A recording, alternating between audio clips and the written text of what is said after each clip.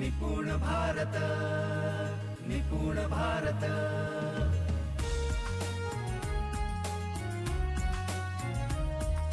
निपुण भारत, निपुण भारत।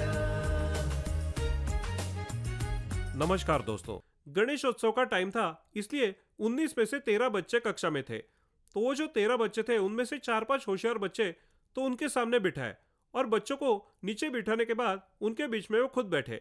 उन्होंने कहा, यह गणित का पुस्तक है, घातांक कैसे करना है इसमें लिखा है, इसको अपने आप सीखो, मैं तुम्हें सिखाने वाला नहीं। यहाँ पर एक मुद्दा हम समझ में ले रहे हैं। तो उन्होंने कितने बच्चे चुने? उन्होंने 5 बच्चे चुने। सभी 13 बच्चों के साथ उसने काम नहीं किया, तो 5 ही क्यों चुने? सबके सीखने की तो कोई गुंजाइश नहीं थी, लेकिन ये 5 तो होशियार है, उन्होंने कुछ किया तो हो सकता है, इसलिए शायद उन्होंने उनको चुना। ये सब काम हो रहा था, तब बाकी के बच्चे बेंच पर बैठे हुए थे, वो भी सब देख रहे थे। वो वंचित थे, मतलब इस काम में शामिल नहीं थे, तो वो बच्चे भी देख रहे थे। और जब वो देख रहे थे, उन्हें भी लगा ये क्या हो रहा है। उस जगह पर सर 30-35 मिनट्स थे। वो 3 बच्चों को घातांक समझ में आया, और जैसा समझ में आया वो एक दूसरे के साथ शेयर करने लगे। उनकी तासिका खत्म हुई, ये बाहर चले गए। बाहर जाने के बाद दूसरी कक्षा में उनकी तासिका पूरी की, और दोपहर की छुट्टी में जब वो कक्षा में आए तो कक्षा का ये चित्र था, वो सभी 13 बच्चे कक्षा में घातांक पर काम कर रहे थे। उन्हें इस बात का बहुत आश्चर्य लगा कि जब मैं इनको कहता हूं कि ये काम करो तो ये कहते हैं घर जाकर करूंगा, घर पर बोलते हैं तो कहते हैं स्कूल में करूंगा, और अभी मैंने कहे बिना ये खुद से घातांक पर काम कर रहे हैं। और जब से उन बच्चों को घातांक आया, तब से उन्होंने फोन करना शुरू किया। वापस फोन आए। 4 बजे जब देखा तो 13 में से 11 बच्चों को घातांक खुद से आया था, और इसके बाद फोन पर फोन शुरू हो गए। वो एक्साइट होकर ये बता रहे थे। हमने उनको कहा, आपका जो अनुभव है वो वैसे के वैसे लिख दो, और वो लिखा हुआ अनुभव वैसे के वैसे आपको दिए हुए पुस्तिका में छाप दिया है, उसको आप अच्छे से पढ़ लीजिए। वीडियो में मैंने बहुत कम बताया है क्योंकि वक्त की कमी है। तो ये बात समझ में आने के बाद हम क्या सीखे?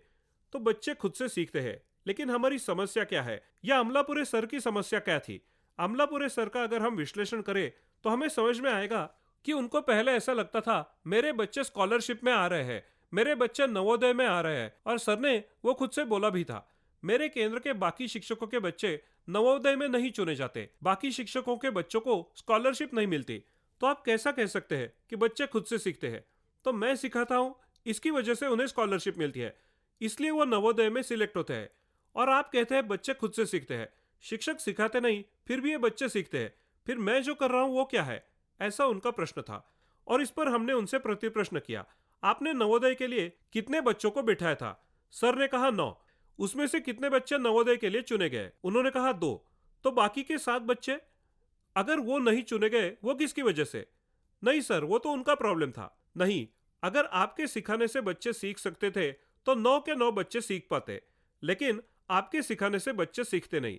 आप सिर्फ प्रस्ताव स्वरूप अलग अलग अनुभव उन्हें देते हैं, उनका जो चिंतन या मनन है उससे सीखते हैं।